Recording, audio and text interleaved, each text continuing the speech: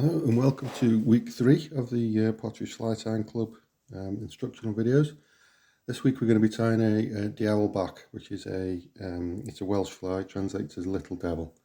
Some people swear by them, other people like Steve Cooper from the club can't catch on them for toffee. In the vise I've got a Partridge of Redditch Sprout hook, wet fly hook, which is a G3AY barbless, size 12. On here I've got a dark brown uni thread, 8/0 uni.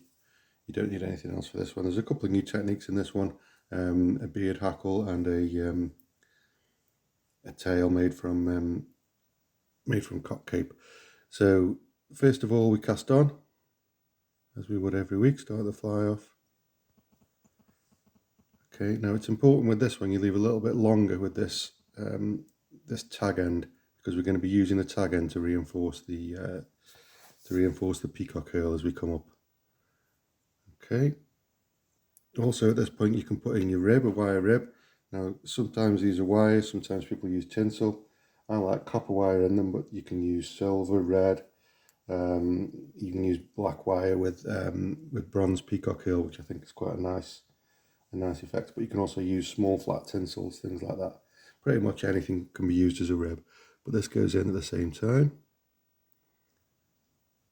Okay, now we want this on roughly on the side, and we also want obviously that tag end leaving on roughly on the side as well. It won't spoil anything sitting there. Come down to a point roughly opposite the barb, and pop those two things in your material clip. How to just get them out of the way. Okay, you now want to tie in your tail. Now on your cape you've got obviously the short feathers at the bottom, which are really good for your hackles, but these long feathers at the top, these don't really get used for anything else. So if you just select one of them with nice clean fibres, pull it off at the base. Okay, and then you'll end up with something that looks a bit like that. Clean off all that horrible fluff at the bottom there. Take a few fibres, maybe 8 or 10 fibres. Okay, and pull them away from the stem so that the tips line up nice and square. Okay, and then peel them off the stalk. Now your tail wants to be roughly the same length as the body of the fly. So pop that into place. Hold it there and take it around. Now again, like last week, you don't want to tie it directly onto the top until you can do a pinching loop, which we'll learn in a few weeks. It's actually better to tie it very, very slightly on the side, and then let the torque of the thread rotating around, just rotate it onto the top, but just make sure that's sitting on the top nicely. Okay, and then you can trim off your waist end. Now normally what you do is you build a fly from the back to the front.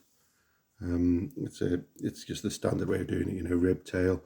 But what we're going to do with this one is we're going to put the beard hackle in now, because what I find is if you put the beard hackle in at the end when all the other materials are on, it's difficult to get it over the top, and it sits at funny angles over the materials. So what we do now is we put the beard hackle in. Same sort of number of fibres.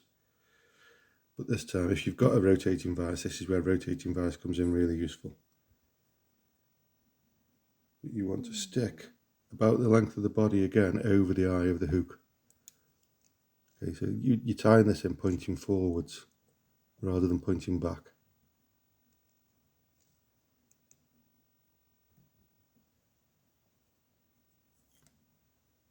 And you want it tied just right on the bottom of the fly. Be afraid to adjust it a little bit if you need a little bit more length in your beard hackle.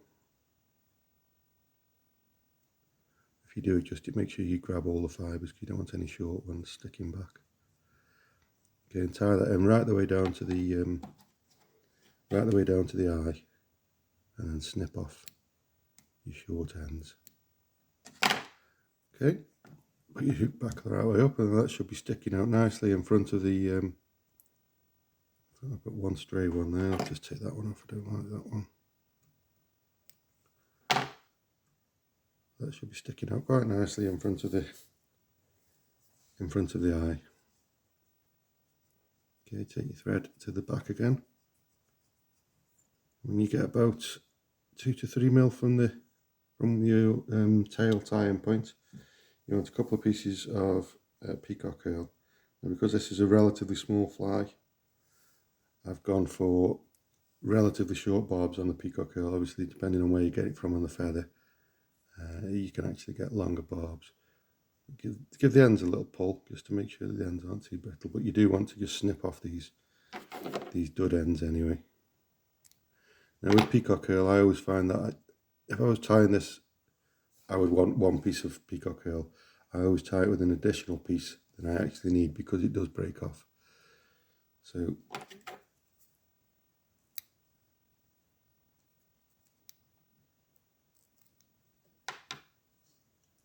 tie those in on top, both those in on top until you get to the point where your rib and your thread are. Now this is where you actually take your thread the tag end that you left on that we didn't snip off this time, and you put it with the peacock herl. I know it's getting a little bit dark because I'm having to work over the top of my fly, but you put the thread with the peacock herl and twist it. Okay, and what that does then, that reinforces the peacock herl, and it actually gives it a nice, it actually spreads it out really nice. Spreads all the barbs out really nice. So then come back down to the front, roughly where you want the head to start, so roughly 1 millimeter from the front of the fly.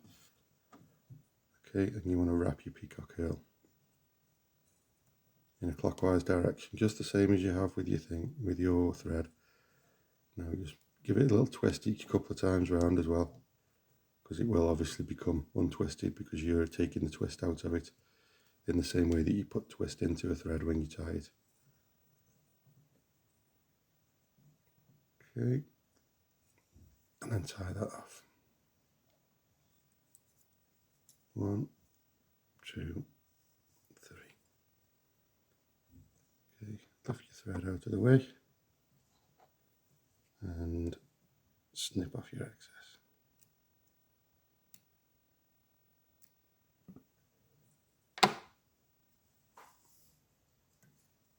Okay, now you need to put in your rib. We'll counter wrap the rib this time so that it's going in the opposite direction to the way that we've wrapped the peacock herl, so it stays quite visible. 1, nice spacings on your ribs. There's no rush. 1, 2, 3, 4, and then over the top, and a couple of turns. We'll finish that off and secure that quite nicely.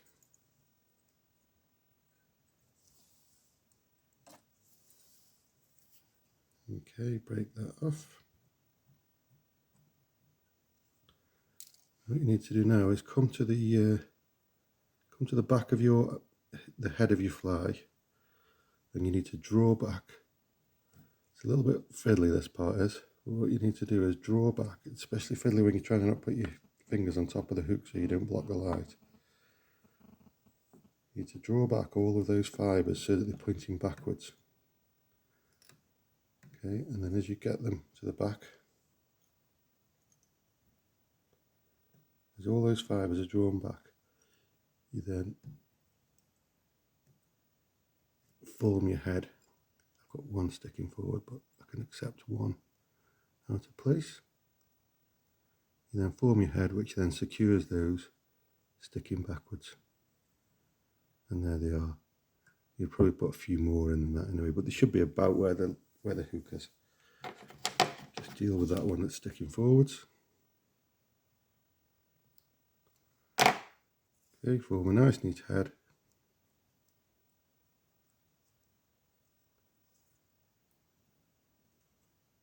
Again, if you're not happy with something, go back and you can always take off turns if you need to.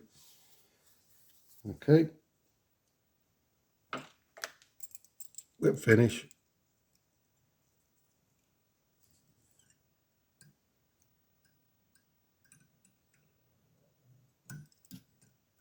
and snip your thread off. Now again, don't cut your thread. It's place your scissors against it and press. Okay, I think that's everything for this week. Thank you.